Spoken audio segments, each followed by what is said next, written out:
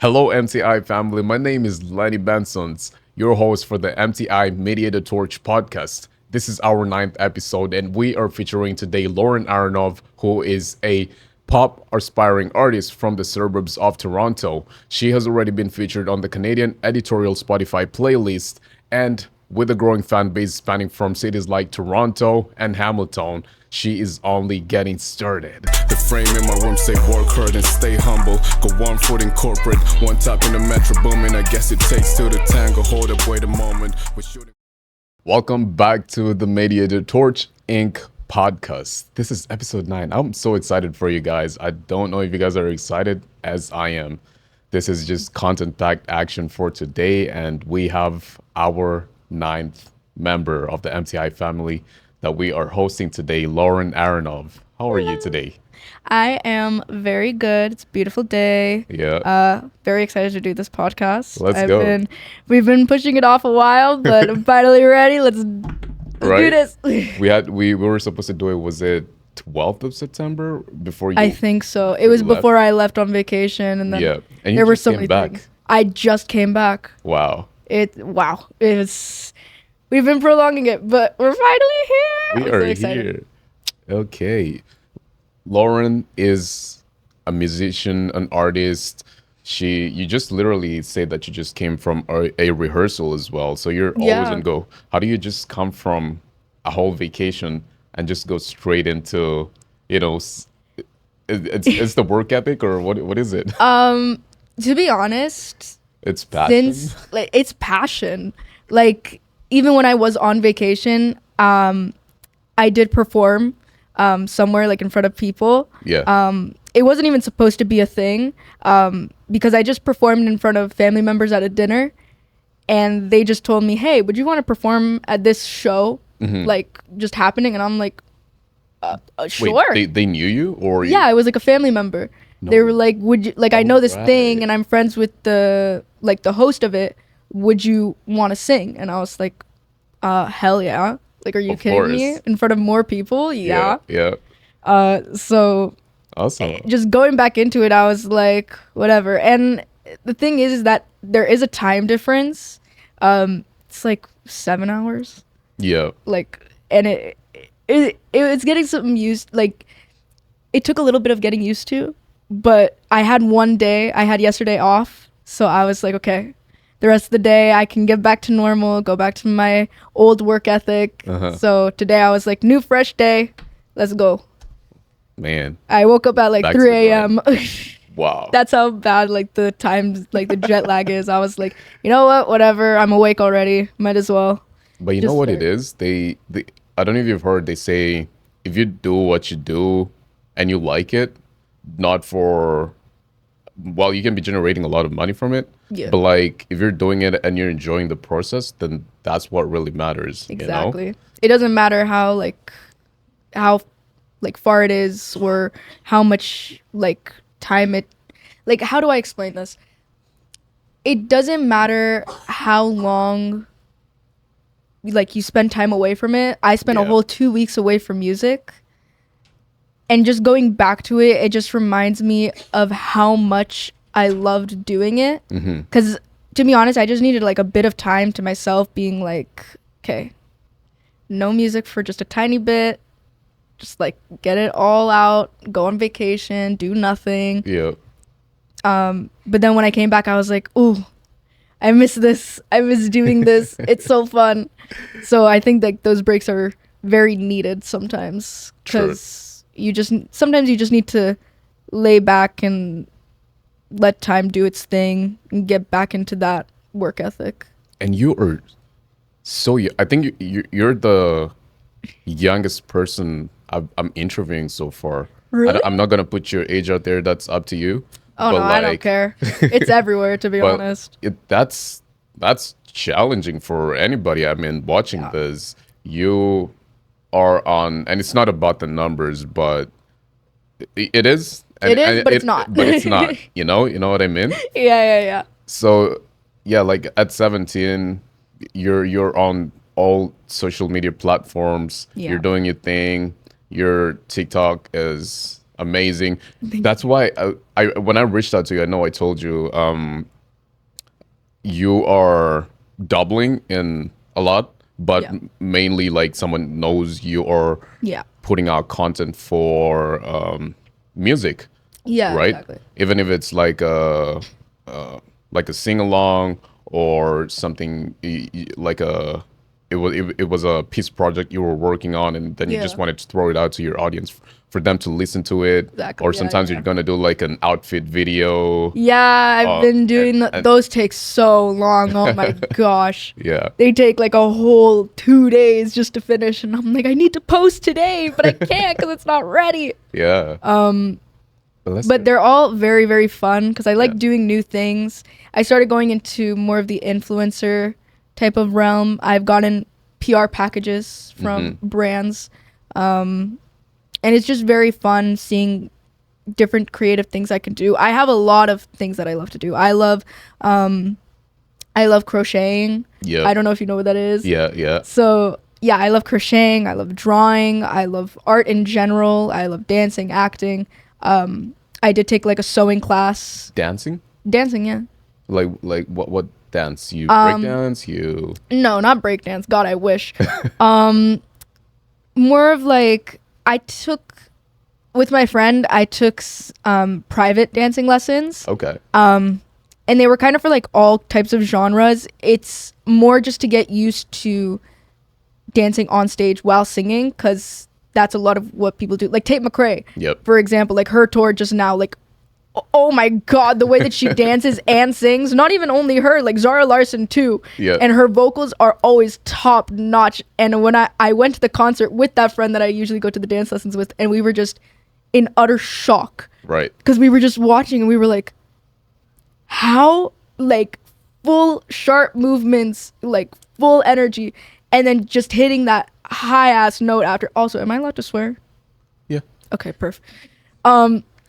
Like those high notes, and I was like, how do they keep that energy inside and go for a whole like 2 hours of performing? Like what? So that's one of the things that I had to like learn how to do. That's why I took those dance lessons.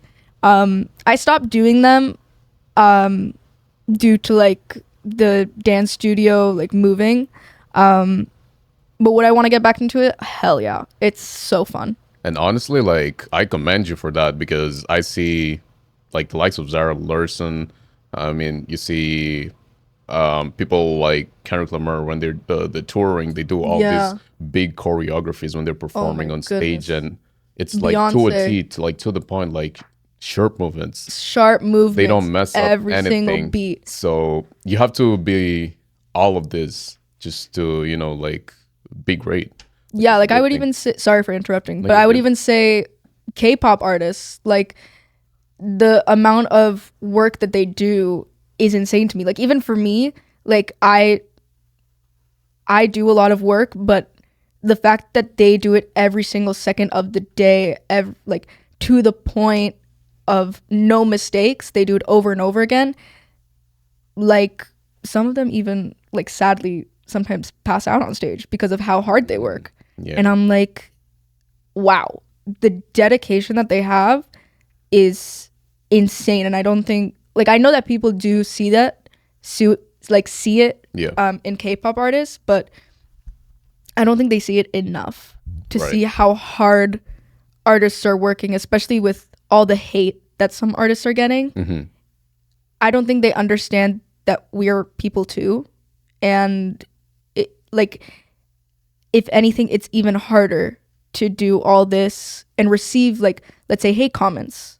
It's as if like someone is telling you those things, it would hurt. Yep. And like people don't really see that. And I feel like just people really take for granted what singers have to go through and how much dedication they put into their craft. That's true, because you're taking this sacrifice, because you're pumping out your content through this medium, which is now the 21st century, all things possible. Yeah. And I'm not to overlook anything that you said, Oh, no, but no. it's forced like artists, such as you who are even up and coming to just have the tough skin in this space, you know? Yeah. Because, you know, like you're trying to make your craft as beautiful as it can be while you entertain your target audience. Exactly. And then, you know, you get that backlash like, oh, why is she trying to copy these? Or why is she trying to be that? Like you know? there's always trial and error Yeah. in this, like in the industry, always trial and error. There's never a time where you're not going to make a mistake. But that's the thing. That's one of my teachers. I'm in high school, so Yeah. I get a lot of advice from my I'm in the vocal program, so I get a lot of advice from him. He tells me without mistakes, you'll never learn how to grow. No. Like, and that really hits me hard because I'm like, yeah, that's true. If you don't make mistakes, how are you gonna learn from that? And how are you gonna grow to be more, like, to be better? Right. Like you always need mistakes in order to grow yourself. I said that already, but yeah. That's how you learn best. You don't, if you don't fly before you crawl, right? Exactly. And yeah, what inspired Loren Aronov to get into music? I know you've probably been singing your whole life. You've probably been doing this. Oh goodness. Okay, there's a story. Yeah. There is a story. It's not fully the reason why I got into music. But all I do know is that from a young age, I've always been singing. Music has always been everything to me. I was always singing along in the car to songs or in the store, even like grocery stores or clothing stores. I would always just sing along. And a funny thing is that it was in a store I was singing. It was in Canadian Tire, shout out. And this one guy came up to my mom. My mom was with me, and I was, oh my gosh, how old was I? I was like 7. Wow. I was very young. See, I knew it's been your whole life. It's been my whole life. Like ever since I could talk, I would sing. That's what my mom tells me, at least. Yeah. So yeah, I was in Canadian Tire. I was just singing in the aisles. I was 7. I didn't know what was going on. I was in my own world.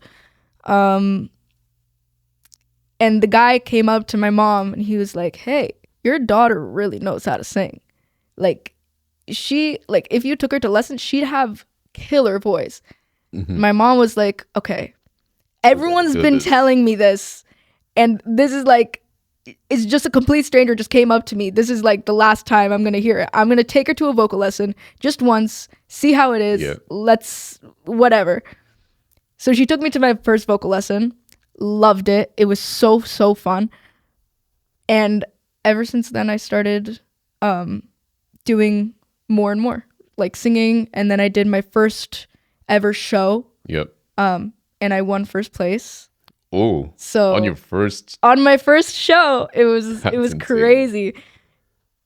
And ever since then, like going on stage and performing in front of those people, and it was like a big crowd of people. Yeah. At least for me, I was young. I don't know what a big crowd of people was. What song did you perform that you Oh, it was in a different topped language. everybody? It was in a different language. Oh. Wait. It was called, what was it called? Oh my gosh, I forgot what it was called. Oh, it was called Mangina. Mangina. It means like the song. Okay. Or I think melody. I completely forgot what it means. What language is it? Hebrew. Hebrew. Yeah. So you speak a bit of, or you speak fluent? I speak Hebrew. Oh, okay. Like not fluently, but like I do. Okay. My parents are originally from Uzbekistan. So they were more on the Russian kind of side. So they taught you, or you like grasped my grandpa learned how to speak Hebrew and then kind of went off on my mom and her siblings. And you picked up. And then they moved to Canada and then they had us and then everyone just started speaking it. So That's amazing. I wouldn't say I'm like fluent in it.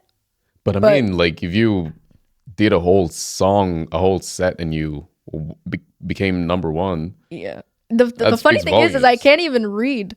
I can't even read or write Hebrew. Okay. So I had to like pronounce every single word. I had to listen to it, and I had to like, it's called like transliteration, where you like translate it, but in like kind of pronunciation kind of thing. So like, let's say you would say like like I, like EYE. Like you would pronounce every single thing, and you would break it up. So it was, man, I don't even know how I that was did a it. hustle. It was hard, but I got there eventually. I don't really sing songs in different languages anymore though. I stick to English because that's what I'm good at. That's fair. Did you write that one though, the Hebrew song? God, no. Okay. Oh my goodness, I wish. That would have been amazing. No. It was from a big artist. Okay. Fun question. I think if you watched my episodes that have featured the music artists, I always ask them what was your first rhyme. My first rhyme. Oh my god. Oh no. Oh no. I know my first word. Yeah. Oh, You probably don't remember because you started at 7, but like let's put it when you actually like you got yourself into music. that's what I'm trying to think of. I'm like, when I first started writing, Yeah. I was like maybe 10, 11. So I would like, it was probably like, it's probably something so stupid. It was, I remember what it was. It was orange. Orange. And I'm going to explain this. One of my favorite rappers is Eminem. I know that rhyme. I know where it's So going. when I was 10, I watched that interview. Yeah. And I saw it and I was like, what does rhyme with orange? And I was like, oh my God. Like Goldilocks, the Three Bears, porridge. And I was like, Door hinge. Put something in a lozenge, and I don't know. It was so stupid. And I remember just going like 30 minutes. Yeah. I was just going over and over what rhymes with orange. And that's funny. now that I'm like, I just thought about it and I'm like, oh my God, now I remember that was the stupidest moment of my writing. Well, it wasn't stupid because it created something. Hey, it did. It came up in an It's a interview. Snowball. Your both your Spotify and your YouTube bio talk about you staying true to yourself when you fully identified your space in this music realm. And you say that right now for you, it's about enjoying the process and taking time with your craft, because before obviously you started with covers. Yeah. You started trying to reflect an image, but now you know who you are. Why is that important to you right now? Oh, that's a very good question. I'm not gonna lie. Oh goodness, I have to think about that one. Can I ask what you mean by that though? Yeah. So because I know a lot of people, so you had inspirations coming up. Yeah. And some people obviously prefer to continue in that lane where they're probably gonna do somebody's style. Oh yeah, like someone else's style, like kind of copy it. Yeah, and some people actually do get successful with it. They do. But sometimes you can also get backlash where people say you're copying this type you're of artist. copying. Yeah. But then for you, you're like sitting and you're saying, okay, I'm just gonna do my thing. I'm just gonna be there, and it's just gonna be fruitful with time. Yeah. Okay. I get that. So to be honest, and you can also throw some of your mentors in music growing up too. Oh, my mentors. I know a lot about mentors. I have too many. To be honest, I started with covers because I wasn't fully confident in myself since I was younger to be part of like writing. And it was kind of just a way to like hide from like releasing actual music. Yep. But to be honest, like now that I have released my own music and I'm hopefully going to soon, which I think I am, Yeah.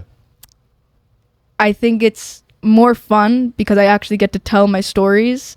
Like before I started releasing covers, Right. I did release some of my old songs, like Uncool, I'm Okay, like all those. And then I started releasing covers because at the time I was young. I'm not gonna lie, I was looking at the numbers and I was like, these numbers are not going well. They're kind of going down. Yep. So when I started posting covers, I was like, ooh, number, go up. Let's continue doing that. So number keep going up.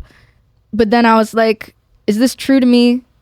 Like, do I always want to post, like release covers? Or like, do I want that to be part of who I am? Right. Like, release my own music and release covers And as like it's not that it's even anything bad because Oh, even heck Justin no. Bieber, that's oh how no, he, Justin Bieber, he always sang covers. yeah, Like that's how he blew everyone up, right? sang covers. Like a lot of my friends, they like sang covers and they've blown up.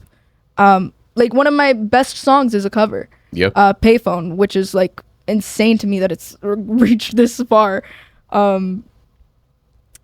But I think I just wanted to kind of take my stories and put them into lyrics because that's really what I want to do in music, and I want people to relate and connect to the songs. Yep.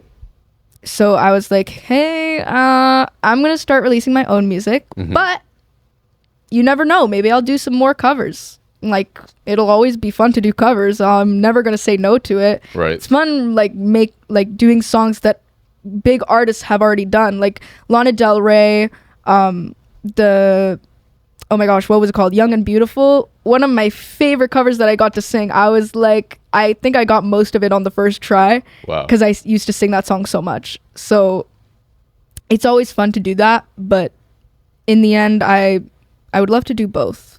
That's fair. Because, yeah, I love saying my own story, but it's always fun. Yeah, because then you don't want your fan base or your audience. How do you call them? Fan base, yeah. Fan base, okay. Yeah.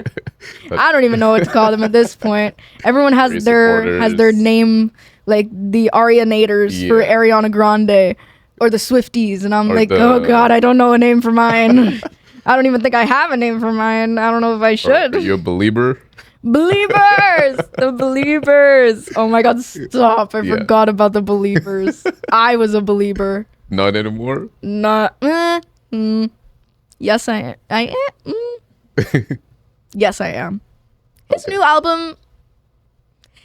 Some songs are good. Some songs are good. Some songs That's are good. fair. Like some of them, I was like, they threw me off because I was like, since Justin hasn't like done a lot of music in a long time, especially from like the songs that he did before, like Peaches. Yep. Like, "Oh, my peaches on Georgia," like, and then the ones that he's done now, and I'm like, But it wasn't the whole album was actually an inspo, yeah. right? For the oh my god, there's so much lore. I don't even know anymore. Hey, that rhymed. That's fair. So you've released a couple of singles, Tabletops. Yeah.